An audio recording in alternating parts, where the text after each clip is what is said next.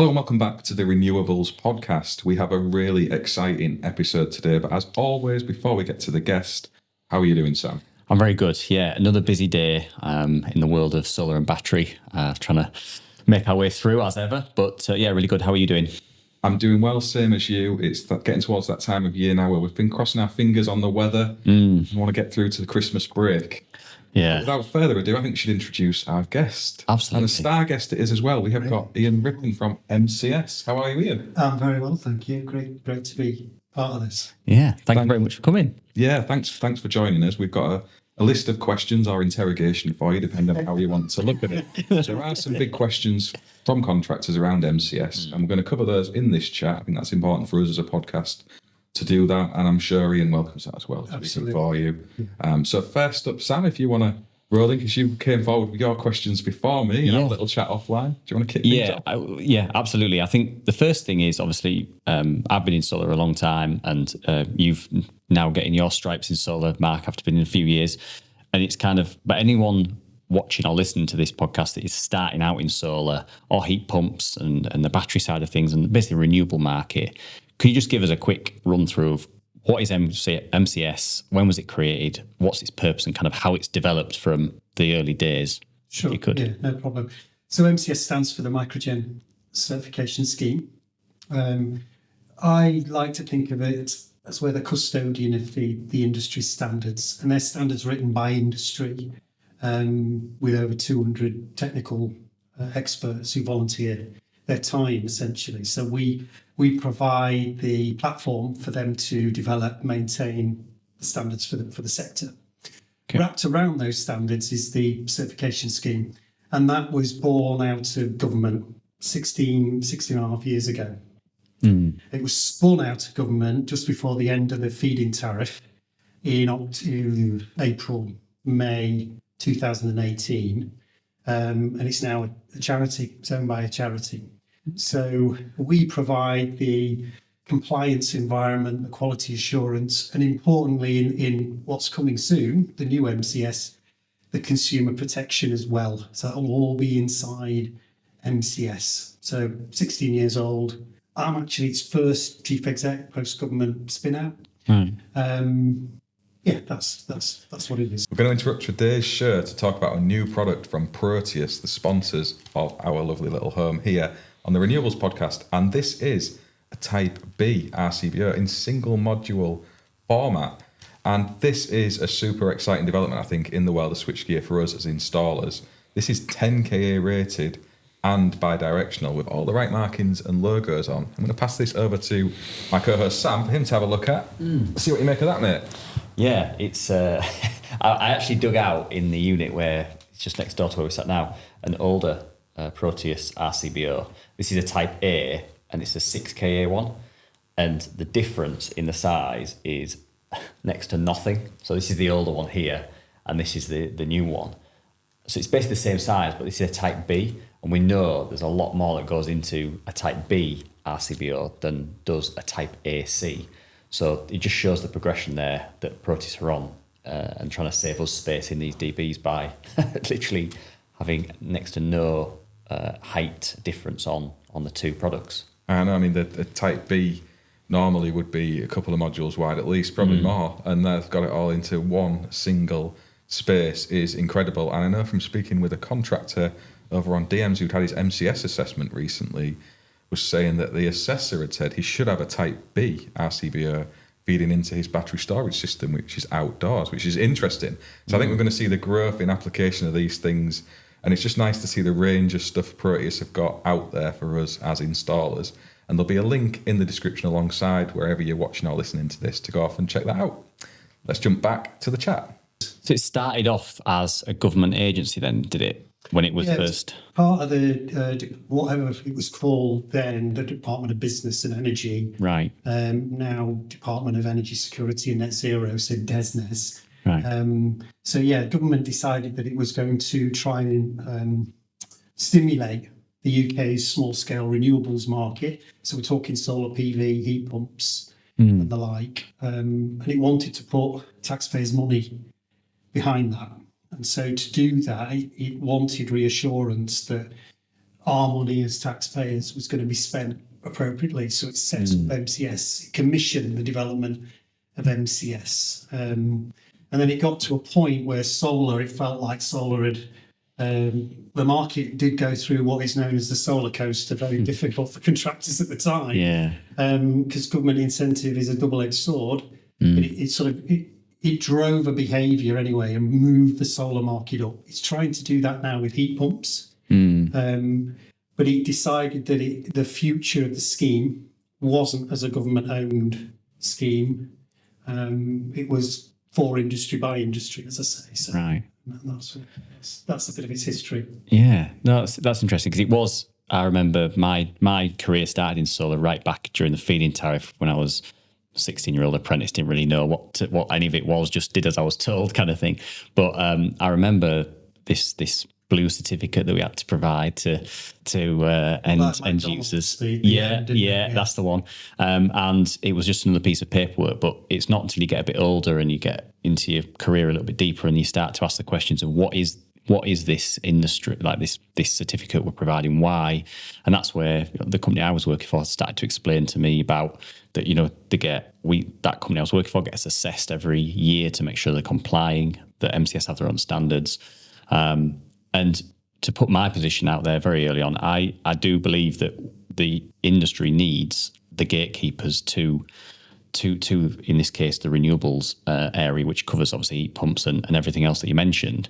I do think that it needs that, but equally I do think no scheme is perfect, and some of the questions that we're going to go over today are going to highlight some of that and hopefully bring more people into the conversation so that we're all just having a chat about it and working towards making it all better, because ultimately I think that's what we need. Yeah, absolutely. I mean, the gatekeeping of all this stuff, and to hear that MCS started as that, really, the gatekeepers around the government funding, holding that bar of quality, it kind of still is the purpose of what you're doing today. And you mentioned there that your ownership structure is a charity. I think that's something I certainly had as an installer, with a misconception that, this profit-making entity churning over millions of pounds and it's all been wasted. And it sounds like that's not actually the case. So can you bust that myth for us, I guess, quite early on? Totally. I mean, at the point of novation, it was called separation from government. Back in April 2018, there was some money in the bank that MCS had generated prior to that point. And to avoid state aid rules and complications over tax, it was given to a charity. The whole scheme, the intellectual property and the standards, the product standards, as well as installation standards, became charity owned. So I use the phrase profit for purpose. So the company, the service company of MCS that maintains all those standards on behalf of the charity foundation, MCS Foundation. When we do make a surplus, and we do make a small surplus every year, we gift aid that up to the owner, up to the foundation. And the foundation is a grant giving organisation. So it gives grants for, right now it's giving grants for employers and colleges who are adopting the new low carbon heating technician apprenticeship, so heat pumps. So that money goes back into industry. So any surplus, it goes straight back into the industry that's helping maintain the funding of MCS. So not shareholders. That, to be honest, I genuinely did not know that. I thought it was a company that basically that earned money from it, which obviously it does, but it doesn't give that out to everywhere else. It goes to a foundation that's helping apprentices go through their training in that case. But I'm assuming that maybe changes, does it, depending on what grants need? Absolutely. I mean, it depends what comes forward, what good ideas there are for funding. But anybody can look up the MCS Foundation and find out. It's got its own website, it's got its own brand. The kinds of things it was set out to do, and education is a big part of that. So the development of the new apprenticeship, low carbon heater technician apprenticeship, again by industry, for industry, that was installers like yourselves sat around a table going, well, what do we want in this new apprenticeship? So, and how do we fund that in terms of a college taking it on, employers putting forward their apprentices? So that's what the foundation does. So if people are interested in what work, what research gets done, what grants are funding, all open, transparent. So what the money that's left over once I've run MCS with my team, what does that get spent on? And it's spent on by the foundation. Nobody takes a bonus or a share. It is the shareholder is the foundation. Did you know that, Mark? Because that education side is right. I listened to you too much because I've just had you piping on about one being this profit-making company. He's here. Yeah. I've heard. Now, I think it's generally assumed that by a lot of installers, isn't it? And that's just what I've heard through chatting with people in industry, that they are this money-making thing, much like we talk about the NIC and Searcher and NAPIT and their kind of structures as well. And there's a lot of misconceptions around all of that. And you mentioning about the development of the apprenticeship standard, I know the traditional installation electrician one, the MCS was involved with that as well. And they were pushing quite hard for more inclusion of renewable technologies in that, where the traditional stakeholders were all quite nervous about that. So it's good to have those voices alongside some of the contractors, such as myself, in those conversations where we're saying, actually, no, we do need to start including bits of this. So it is an important role you're playing in the industry of things, as well as kind of standardising what we're all doing as installers. Yeah, absolutely. I think, because one of my questions was about MCS, and this shows you how much I didn't know about the MCS. With the MCS being a private company, which I suppose it kind of is, but it doesn't take the money directly and put it into just shareholders' pockets. So I suppose my question still is kind of valid. Do you think it would have had more teeth being a government, back to being like a government agency rather than a private company? But to be honest, learning that right now has kind of changed my whole thought around I think it's about the focus of MCS. And I think a lot of these third party schemes get branded with money making schemes, and they want the annual fee and that's it. Yeah.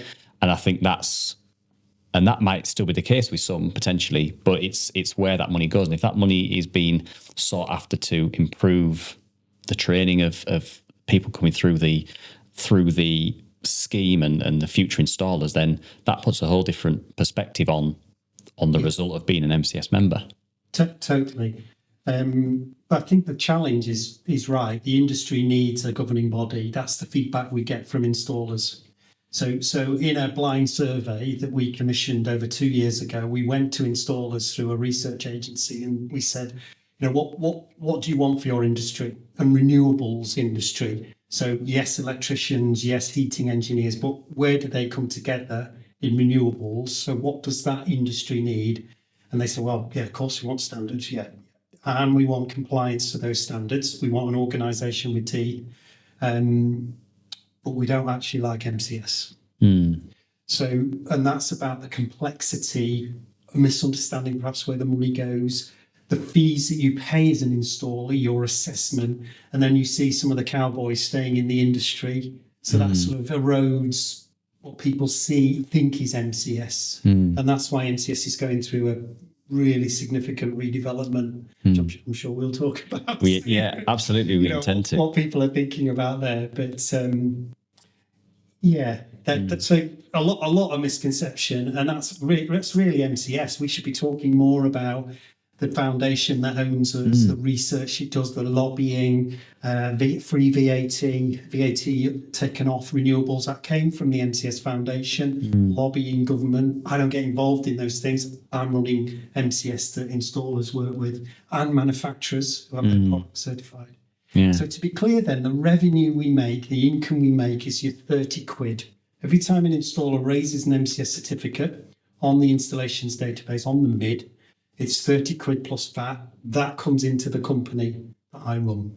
Right. And that pays for my team, the compliance team, onboarding team, the secretariat, the standards community. It pays for all of that. And once all of those costs have been taken out, anything that's left is transferred to our shareholder, which is a charity, which is the foundation. I guess that's not insignificant work at the moment. And one of the questions I've got is kind of the growth in the numbers of installers and installations. And one of the things MCS has, along with the standards and such, is data.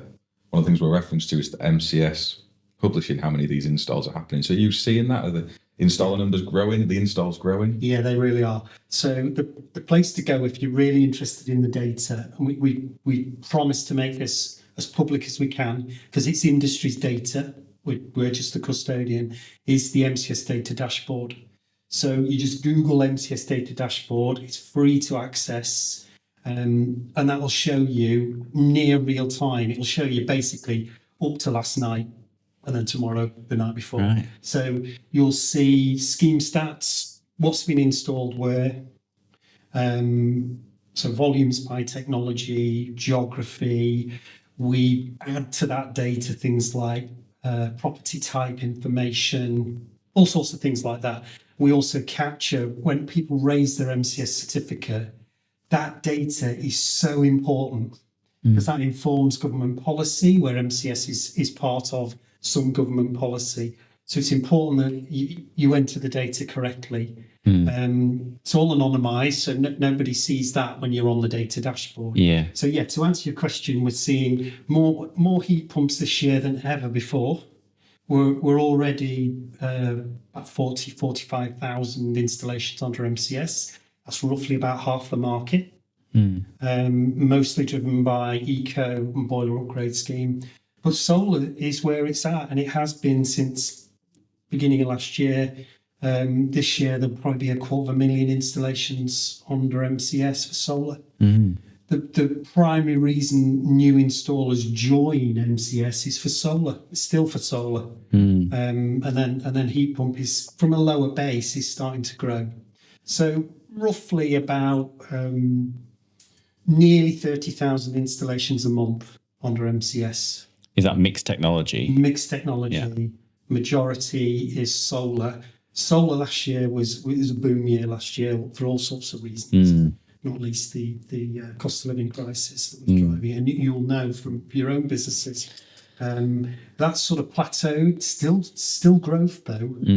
The story of the next 12 to 18 months will be heat pumps. And we're seeing all sorts of market operators, quite different segments emerging, really interesting trends in heat pump deployment.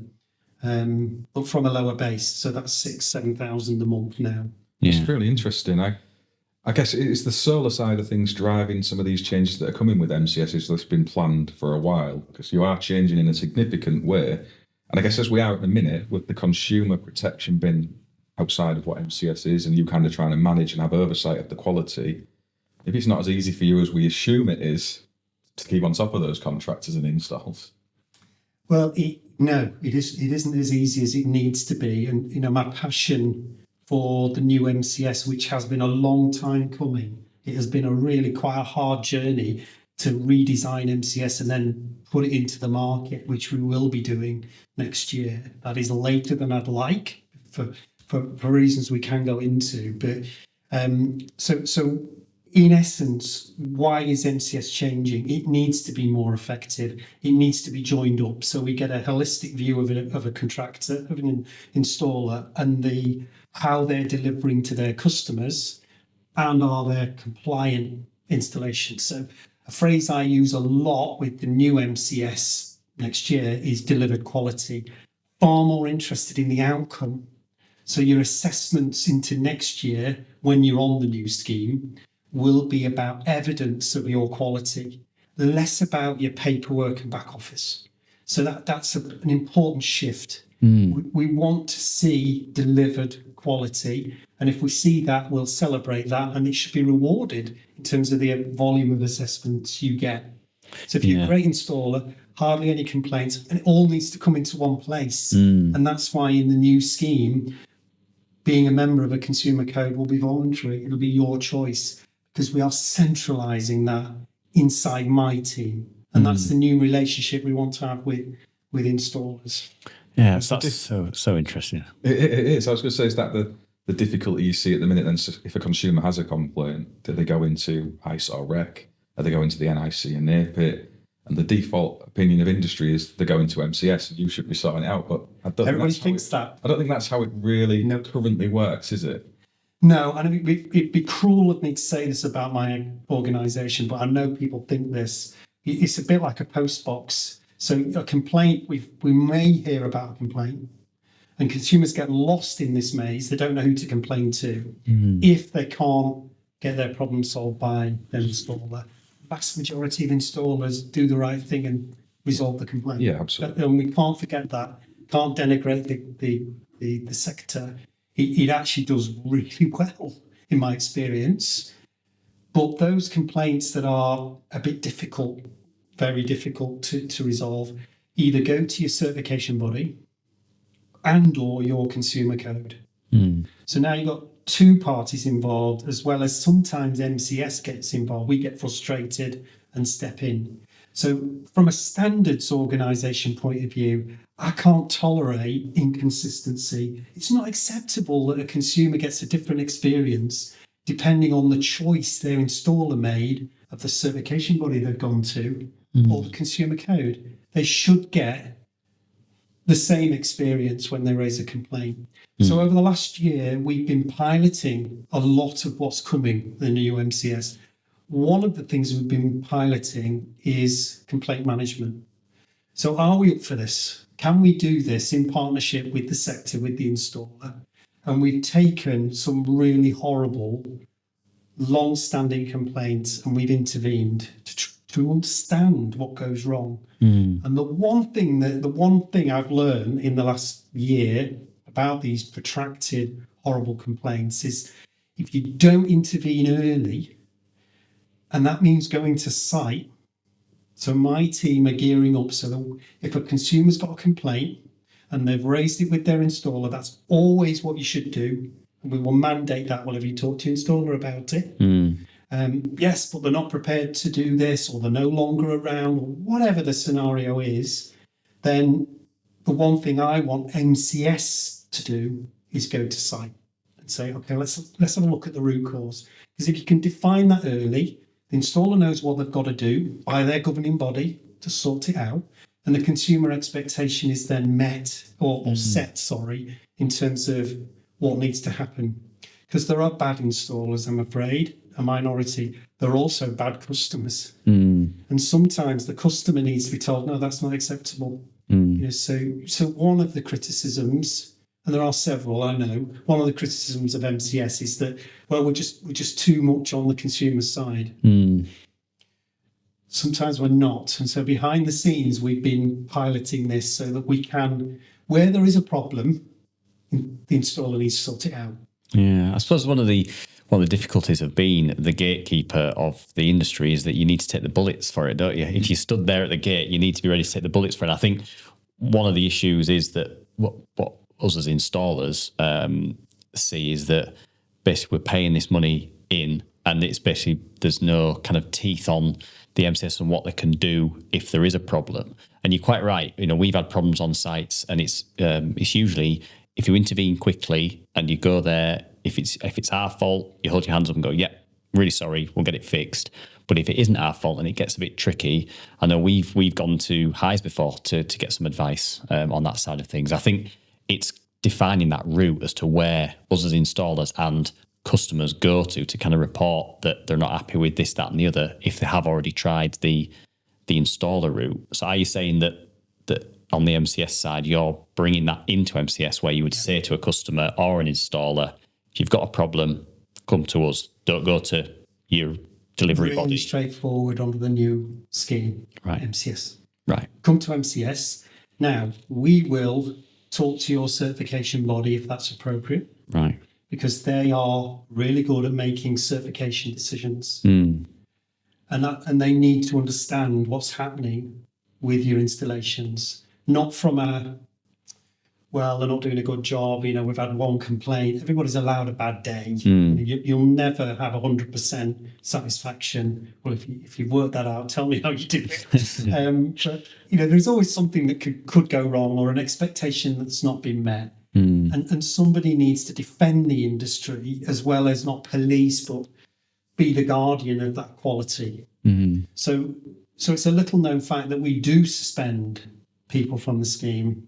And we do remove them from the scheme. And I'm in a position where should we tell you more about the installers we've removed? Because that can knock consumer confidence in a renewables industry that's still in its infancy. So that question for your listeners, I guess, should MCS be saying, well, we've removed that installer, and because there is a consequence for that, because it starts to look like Yeah. problems in the sector. I think from our side as installers, seeing that would be fantastic. I know the NIC have a kind of a wall of shame, if you want, for a better word, where they've taken people out of the scheme, or people have said they're in it when they're not.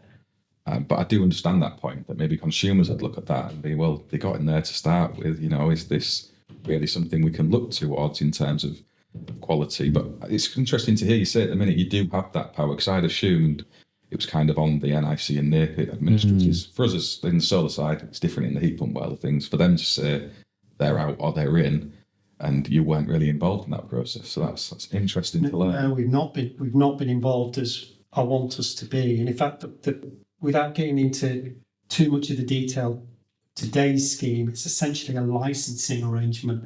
So you get yourself certified through one of the CBs, NICIC or NAPIT or IAA or one of those, and there are 8 to choose from. There's a market for that. Then they give you your license, your sub-license to operate as MCS. So under the new scheme, you will get that directly from us. That's the relationship I want my team to have with installers.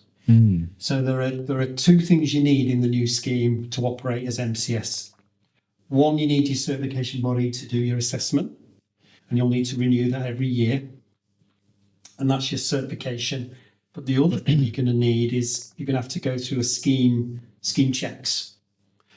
You go through something like this already when you join a consumer code, and it's about business probity, previous complaints, road directors, phoenixing businesses, and we've been piloting all of that for the last year. So not you need to be cash rich. It's really sensible, but we do know there are some bad actors who operate a business that fails, leaves a trail of destruction, and then they try to morph another business. So we think we've got a good way of spotting them, not 100%, but we can spot them. So you need your MCS certification from your certification body. You'll then need to pass the scheme checks. When you've got those 2 things, we will offer you a contract, a reciprocal arrangement where we'll support you as an installer. We'll always come to you first if there's a problem. Likewise, we want you to abide by the scheme rules. If you're in it, if you're in the club, you've got to play by the club rules. They're not draconian. Just need to follow what's in the standard. Yeah, I think that's a really good way to try and bring it back to one point of reference, one point of contact, because ultimately, us as companies, we are advertising that we are MCS registered companies. We're not kind of going, oh, we're MCS, but via NAPIT, NIC, whatever. We're saying we are MCS. So I think having that straight through line of contacts just simplifies that whole conversation if there is ever a problem. And going back to your point about whether or not you should shout about people being taken off the scheme, I actually think slightly differently to that. I think you should do, because it's a bit like if you have a company that has 500 5-star reviews, you kind of think, something's a bit fishy here. Yeah. But if a customer's looking at that and going, yeah, there's been 10 people thrown off the scheme this week, or this month, whatever the time scale was, hopefully not the week.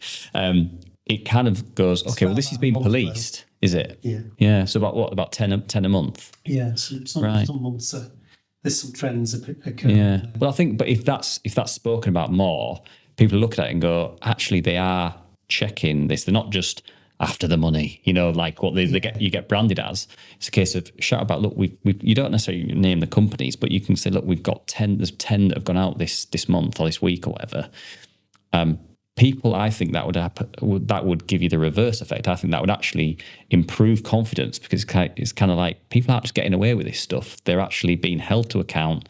They've been checked. They've been investigated, and they're ultimately being thrown off the scheme, which means that their customers can't get seg payments and other stuff that we'll come on to. But I actually think that would be a positive thing to do. As long as we can protect the customers after we've taken action. Yeah.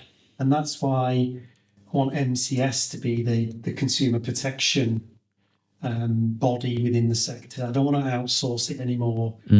Different versions of the truth. I mean, that's really critical to what the new MCS has been designed to do. And we're also in the.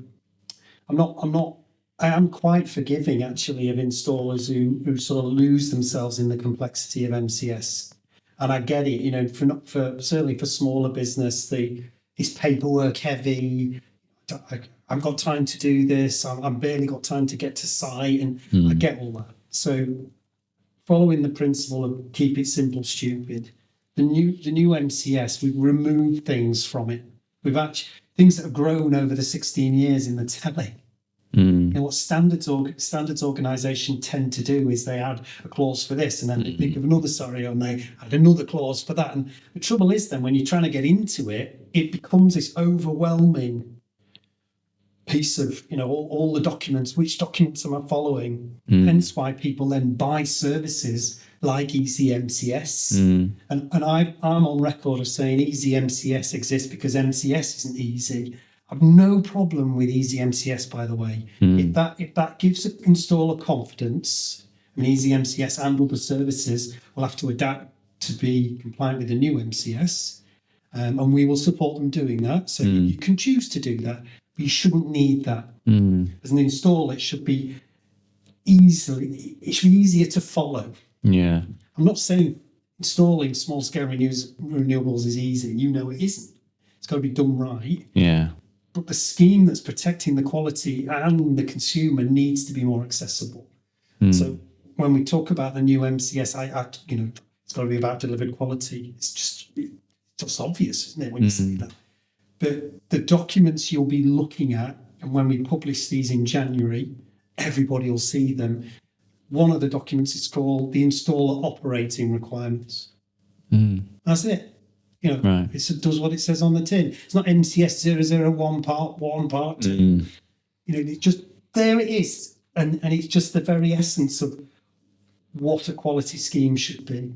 I found that we came in a couple of years ago now, and my eyes were blown wide open to the paperwork requirements of entering the world of bin and renewables installer. And I know from speaking with lots of smaller contractors, subsequently, kind of seeing this podcast and other content I've shared, it's just like, it's too big. I don't even want to touch it. And I think that's a massive shame because there's a lot of really good small independent installers who do great electrical work who would thrive in that sector. And it's interesting to hear that you're trying to maybe help welcome them by not being too critical on the financial setups of those businesses, because they're not all full of cash to start chucking money at these things. And also the paperwork side of things, they're just 1-person, 2-person companies. So not being too onerous in that regard, I think that's a positive step as well. So I'm excited to see these now and hopefully not have to spend the 2 months I thought I was going to have to spend reading them all. Well, one of the lessons we've learned is that who reads these things anyway? Let's be open about it. You might read them once. So when the new scheme is available, people can join it. There'll be lots of support out there. There'll be webinars. There'll be stuff for people to watch, listen to while they're riding around in their van. Because we're all time poor, aren't we? So what is it? What are the checklists? What are the easy to understand steps to get yourself MCS certified? Because it is a shame that it does put people off. We totally understand that. So, but at its heart, what are the technical requirements, the quality aspects of an installation? So we're not leaving things to chance in the new scheme. So it won't be down to a certification body saying to you, well, you really ought to think about Easy MCS or something like that. It won't be down to that. It'll actually have examples and scenarios. So scenario A will be sole trader. Then my quality management, if I'm sole trader, will be, I've got my certificate, I've got my level 3 in fitting solar. My management of quality is me. Because I'm driving around in my van, it's my brand, and I'm passionate about my customers. Right the way through a series of scenarios where we describe the elements of what is quality. And it is competency, ability to manage your customer and deliver to promise. If things go wrong, what do you do? And that's got to be different if you're a sole trader right the way through to an MCS umbrella scheme with complex subcontracting arrangements, geographical spread. You're probably an ISO 9001 business. You've got a management system. So do you see what I mean? We're trying to say MCS is open to all of those businesses, But the requirement, you still got to deliver quality. But how you get there is your processes and your controls. And if we see in the field that you're not delivering quality, we'll want to understand why. So everybody has a bad day. But what have you learned from that installation that I'm never going to do that again? I got the wrong design there. Okay. So how are you making sure that that'll never happen again? That'll be the question. Versus show me your processes, show me your documents. I'm not interested in that anymore. Right. I'm interested in does that translate to actual delivered quality? It's really interesting. Yeah. It's really good. I was going to say, you had a question about the umbrella side of things, didn't you? Yeah, I mean, a lot of the smaller contractors kind of end up working their way towards those umbrella kind of setups. And it was a question someone else had sent in, is if that was allowed. So if you're not MCS registered and you want to get into solar PV, you can go to an umbrella company and get your way in. I've seen some MCS stuff recently actually around that. I don't think it's as clear cut in that direction as we think it is. Yeah, you're right. That's another one of those myths. Yeah, so I think a really well-run umbrella scheme is a great way to get into the sector. So what, why wouldn't you learn from others? We're a small industry now. Number of contractors, installer businesses on MCS is 5,200.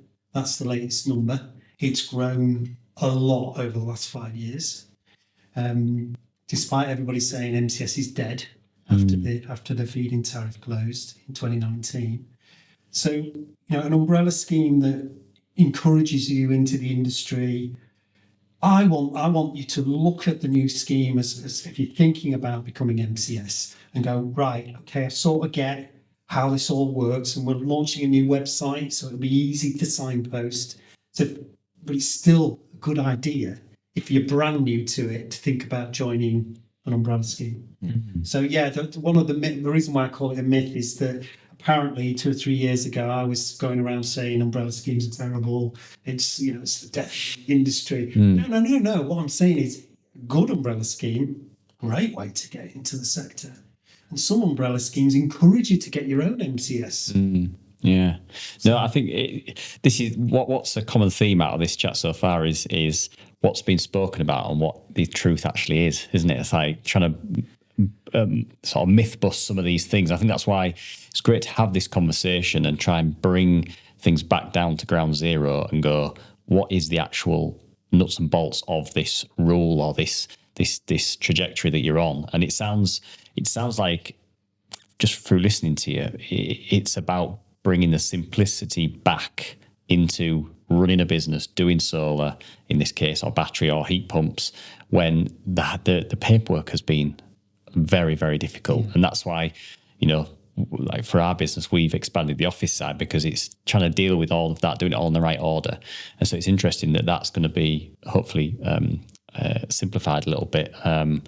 But that feels like a better way to go rather than trying to add more and more stuff to it all the time. Because it adds costs and complexity. And maybe the wrong analogy, but who reads your mobile phone contract that you sign when you have a new phone? Every time. Clause by clause. Yes, I've got to argue. Yeah, no one. Yeah. No sane individual, I guess. There you go. I'm going to have some more hate for saying that. You cannot win in this job. No. That said, we have an installer forum who keep me on my promise. So installers who we meet with on a quarterly basis who have been part of the conversation about changing MCS. So I don't install renewables. I don't have a background in that. I have a certification background. And I would say to you that this is the most complicated certification scheme I've ever run. And yet it's the smallest in terms of its audience and turnover. So that told me when I first took this job on, there was something wrong. And it's all well intended, the additional requirements to capture every single scenario. But you can't capture every single scenario in life. What you've got to do is get the majority. And most installers want to do a great job. And when things get escalated to me, and they do occasionally, and I speak to an installer, and the response I get is, "Oh, crikey, cocked up there, didn't we? Let's sort it out." I'm on a winner. It's when I get, Oh no, that was Jane. She's left, or that was John, and oh no, that was the customer's wrong, and then I know we've got a challenge. So most people want to do it right. Yeah, better to do it right, costs you less. I think Ultimately. this is gets down to the nuts and bolts as to a lot of installers' motivations to fit this kit. They want to stand back from a job and go, I've done my very best there. That looks fantastic. We've done a good service there. It is the minority that have ulterior motives to that. But I feel like certainly with customers sometimes, all tradespeople can be tarnished by the bad ones, by the reputation of the bad ones. And it's probably the same with the certification side of things. They're all money grabbing, they're all this, they're all that. And I think it's going to be interesting to see these changes come in and hopefully get more installers involved with that forum. For example, is that the best way to get involved with? Yeah, I'm not offering global membership. No. 5,200 installers on a Teams meeting, that might break it. Yeah. But I think that is an interesting forum. If people want to put themselves forward and are genuinely interested in MCS being the best it can be for the industry, then yes, of course, we'd love to hear from them. That's been there for the last few years. It was a missing. Everybody has a user group. But why wouldn't we have an installer group who can keep me honest, tell me what's going on? Me and my team, we value that greatly. But if you want to contribute to MCS and the standards, and some very technical people sit round tables and talk about how words should be written in standards. There's an art to this, science maybe. The working groups, the technical working groups, which are by technology, we do have openings on all of those working groups. The biggest working group right now is heat pump, because that's where the growth is. That's where we're talking about hybrid heat pumps and changes in technology, high temperature heat pumps. So that group talks about that. Then it gets written into the standard. And even if you're not, because it takes time, no one's got time. But even if you're not in the room working on a technical working group, you still get to see what we're doing and comment on it. So any change to standard gets put out by our secretariat, fancy word for basically our standards management team. They'll issue, we're changing the installation standard for solar. And this is what our technical working group have said. That's interesting. I guess it aligns for those electricians watching with the draft and public comment of BS 7671. And there's a lot of electricians who don't realise we can input into that. We'll complain about it after it's been published. Oh, yeah. You can actually input into it. And I think it's interesting. MCS started its outlook in terms of quality and value from the government side of things. And it seems to be remaining in that vein today. And it needs installers to help with that. So if you've got ideas and you want to contribute, rather than complain after the fact, then maybe we should be putting our hands in the air a bit more. If I'm speaking personally here, because I'm not on those, and getting involved. We've had some good ideas come through this podcast around the use of AI and the conversation around BirdGuard last week and introducing that into the standards as a requirement. Maybe we need to get involved and make those suggestions. So. Yeah. So we're going to leave that one there. As always, myself and Sam know how to talk, and this one went on for quite a length of time. We've got another 40-50 minute episode coming next week with Ian, where we delve into more about MCS and the things coming in industry as well outside of that. So if you enjoyed this episode, as always, please don't forget to get involved in the comments. We massively appreciate that interaction with those of you watching along. If you've got any things that you want us to put back to MCS, also please put those in there as well. We do have, spoiler alert here, an agreement for Ian to come back down the road and take some more questions and get involved in that discussion as well. Don't forget to share this out on social media for other people to find it. We're over 6 months in now, but it's still a relatively new and growing thing. And as always, subscribe to the channel, give us a thumbs up or a thumbs down if you've not enjoyed it. And we'll see you on the next one.